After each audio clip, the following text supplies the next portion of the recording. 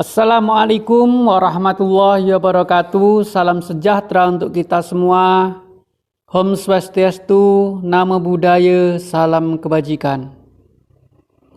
Kepada Panwaslu Kecamatan, Panwaslu Kelurahan Desa, dan pengawas TPS yang kami hormati dan yang kami banggakan. Dalam kesempatan ini, saya akan menyampaikan modul 6, yaitu tentang pengawasan pelaksanaan penghitungan suara. Apa yang harus dicermati dalam rangka pelaksanaan penghitungan suara di TPS? Pada tanggal 9 Desember, tepatnya pukul 13.00, yang harus kita cermati adalah pelaksanaan penghitungan suara di TPS. Pada saat ini, tugas pengawas TPS adalah memastikan bahwa KPPS melaksanakan tugas-tugasnya sebagai berikut. Yang pertama, KPPS melakukan penghitungan suara tepat pukul 13.00 waktu setempat setelah pemungutan suara dinyatakan telah usai. Yang kedua, sebelum penghitungan suara dimulai, petugas harus terlebih dahulu menyemprotkan disinfektan. Yang ketiga, KPPS harus memerintahkan untuk jaga jarak minimal kurang lebih 1 meter. Ketika KPPS membuka gembok, membuka kotak suara, mengeluarkan seluruh surat suara yang ada di dalam kotak, dan mengosongkan kotak suara, minimal harus memperlihatkan kekosongan kotak suara tersebut kepada pengawas TPS dan saksi, dan menunjukkan bahwa kotak suara tersebut telah kosong. 5. Apabila pemilihan gubernur, bupati, atau wali kota dilakukan secara bersama-sama, maka yang dihitung terlebih dahulu adalah pemilihan gubernur. Dasar hukumnya adalah pasal 43 PKPU nomor 8 tahun 2018. Selanjutnya yang perlu kita perhatikan lagi adalah terkait dengan mekanisme penghitungan suara. Apa yang perlu diperhatikan oleh pengawas TPS dalam rangka mengawasi mekanisme penghitungan suara ini? Pengawas TPS harus memastikan bahwa KPPS melakukan tugas-tugasnya sebagai berikut. Yang pertama, KPPS memeriksa tanda coblos dengan menunjukkan hasil coblosan tersebut kepada minimal 4 orang yang ada di sekitarnya, yaitu saksi, pengawas TPS, KPPS sendiri, dan juga masyarakat yang berada di TPS. Yang kedua, 1 surat suara dihitung 1 suara dan diakhiri dengan kata-kata sah atau tidak sah surat suara tersebut.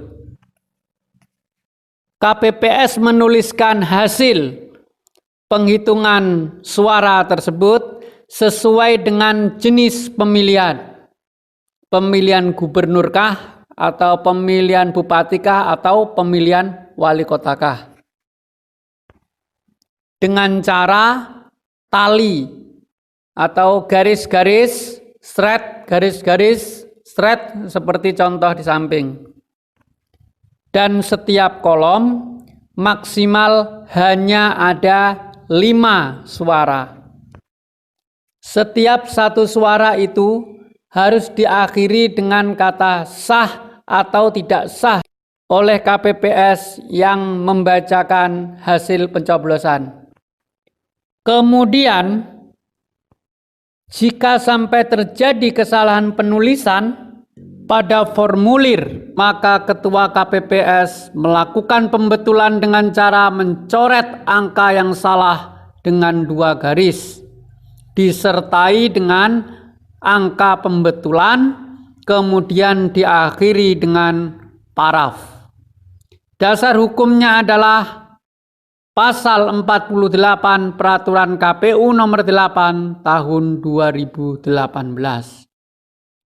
Jika ditemukan KPPS tidak melaksanakan hal-hal di samping sesuai dengan prosedur, maka pengawas TPS melakukan dokumentasi, memberi saran perbaikan, mencatat kejadian dalam Form A, dan kemudian melaporkan kepada PKD. Kemudian lagi, yang perlu dicermati oleh pengawas TPS adalah penghitungan suara ulang. Apabila penghitungan suara dilakukan, baik sedang dalam proses maupun telah selesai dilakukan, namun pada saat pelaksanaan tersebut terdapat hal-hal berikut ini, maka penghitungan suara dapat diulang lagi. Apa hal-hal berikut ini yang dapat menyebabkan penghitungan suara ulang dapat dilakukan? Yang pertama, bahwa penghitungan suara telah dilakukan dengan cara tertutup. Kemudian yang kedua, penghitungan suara dilakukan di tempat yang kurang terang atau kurang mendapatkan penerangan cahaya. Yang ketiga, penghitungan suara dilakukan dengan suara yang kurang jelas atau tidak jelas. Yang keempat, penghitungan suara dicatat di kertas plano dengan tulisan yang tidak jelas. Yang kelima, saksi pasangan calon, PPL atau pengawas TPS, bahkan masyarakat tidak dapat menyaksikan proses penghitungan suara tersebut dengan jelas. Yang keenam, KPPS melakukan penghitungan suara di tempat lain atau di waktu lain dari yang telah disepakati atau telah ditentukan. Yang ketujuh, tidak konsisten dalam menentukan surat suara sah dan surat suara tidak sah. Apabila 7 hal ini ada yang dilakukan di TPS, maka penghitungan suara dapat dilakukan kembali atau dapat diulang lagi. Dasar hukumnya adalah pasal 67 Peraturan KPU Nomor 8 Tahun 2018. Apabila ada salah satu dari 7 hal ini dilakukan oleh KPPS, maka pengawas TPS harus melakukan tindakan 1. Dokumentasi, 2. Memberi saran perbaikan, 3. Catat kejadian tersebut dalam Form A, yang keempat, laporkan. Yang terakhir, yaitu tentang penentuan keabsahan surat suara. Pengawas TPS memastikan surat suara untuk pemilihan ini dinyatakan sah jika memenuhi kriteria sebagai berikut. Yang pertama, yaitu surat suara telah ditandatangani oleh Ketua KPPS. Yang kedua, surat suara tersebut telah diberi tanda coblos pada nomor urut, pada foto, atau pada nama salah satu pasangan calon. Simulasinya adalah sebagai berikut. Ini sah. Ini sah. Ini sah karena di dalam ya. Ini sah walaupun di pinggir tapi masih dalam kotak. Ini sah walaupun dua tapi semuanya ada di dalam kotak. Ini tidak sah karena dua. Ini tidak sah karena dua. Ini sah. Ini tidak sah ya, di luar kotak ya. Ini tidak sah. Seperti ini tidak sah. Karena ada yang di luar, ada yang di dalam. Tidak sah. Seperti ini tidak sah. Dua ya.